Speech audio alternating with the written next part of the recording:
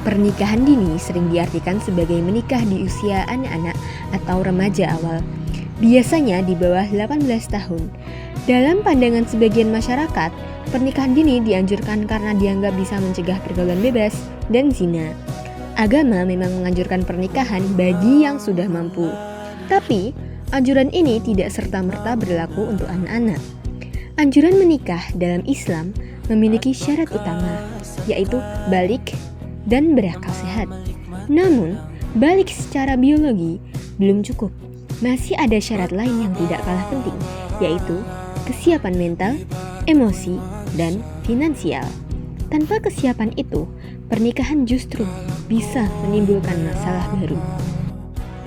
Selain itu, ada juga anggapan bahwa menikah muda adalah sunnah Nabi.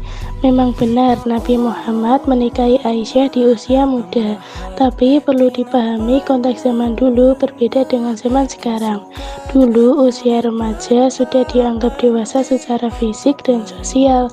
Sedangkan sekarang anak seusia itu masih duduk di bangku SMP atau SMA. Tubuh mereka masih tumbuh, otak mereka masih berkembang, dan mereka belum memiliki kemandirian ekonomi. Jadi mengikuti sunnah harus dengan ilmu, bukan sekadar meniru tanpa melihat kesiapan. Anjuran pernikahan dini hanya berlaku jika semua kondisi sudah matang, bukan untuk anak-anak yang masih butuh bermain, belajar, dan berkembang. Di sisi lain, ada larangan keras terhadap pernikahan dini. Jika menyangkut anak di bawah umur, larangan ini datang bukan dari agama semata, tapi dari Undang-Undang Perlindungan Anak dan Hak Asasi Manusia. Di Indonesia, Undang-Undang Perkawinan menetapkan batas minimal usia menikah adalah 19 tahun untuk laki-laki dan perempuan. Tujuannya jelas, untuk melindungi masa depan anak yang dipaksa menikah dini berisiko putus sekolah, kehilangan masa kecil, dan terjebak dalam kemiskinan. Tubuh anak perempuan yang masih muda juga belum aman untuk hamil dan melahirkan, bisa menyebabkan kematian atau cacat seumur hidup. Karena itu, pernikahan dini pada anak adalah bentuk kekerasan dan pelanggaran hukum. Ada lagi larangan penting dari sisi psikologis dan sosial.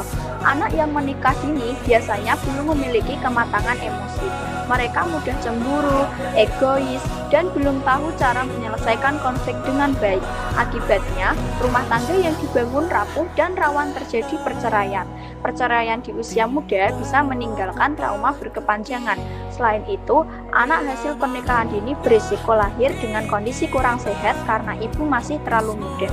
Jadi, larangan pernikahan dini bukan untuk mempersulit tapi untuk menyelamatkan dua generasi sekaligus. Generasi orang tua muda dan generasi anak yang akan dilahirkan. Semua pihak, termasuk orang tua dan tokoh masyarakat, wajib melindungi anak dari praktikum pernikahan dini. Kesimpulannya, anjuran pernikahan dini hanya berlaku untuk mereka yang sudah benar-benar siap secara fisik, mental, sosial, dan ekonomi, tanpa memandang angka usia muda sebagai alasan utama. Sedangkan larangan pernikahan dini bersifat mutlak jika menyangkut anak di bawah umur yang masih dalam masa pertumbuhan dan pendidikan. Jangan sampai agama digunakan untuk membenarkan praktik yang merugikan anak. Yang benar adalah memahami ajaran secara utuh, tidak sepotong-potong, dan selalu mengutamakan kemaslahatan. Mari kita bersama-sama mencegah pernikahan anak, karena setiap anak berhak tumbuh, belajar, dan meraih masa depannya. Nikahlah saat sudah siap, bukan saat masih butuh